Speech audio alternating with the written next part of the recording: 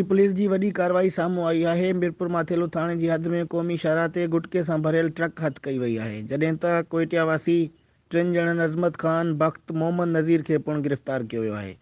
DSP Mirpur Mathelo Abdul कादिर सूमरो खुफ़िया इतला मिलण ते कोइटिया खां पंजाब वेंदड़ ट्रक ते छापो हणी कार्रवाई कई। पुलिस कार्रवाई दौरान 1.5 करोड़ रुपयनि जी मालियत जो गुटको, सुपारियुनि सां भरियल सामान, ईरानी नान कस्टम पैड खीर हथ करण सां गॾु 3 जवाबदारनि खे गिरफ़्तार करण जी दावा साम्हूं आई आहे। इन सिलसिले में डीएसपी मीरपुर माथेलो अब्दुल कादिर सूमरे जो चवणु आहे त पुलिस सामान सां भरियल ट्रक हथ कई आहे, जॾहिं त 3 जवाबदारनि खे गिरफ़्तार पिणु कयो वियो आहे। हुन दावा कई त मीरपुर माथेलो में छापे दौरान 1.5 लख रुपयनि जी मालियत जो गुटको ऐं ॿियो सामान हथ करे जवाबदारनि खे गिरफ़्तार कियो वियो आहे, जन मथां मीरपुर माथेलो थाणे ते केस पिणु दाख़िल कयो वेंदो।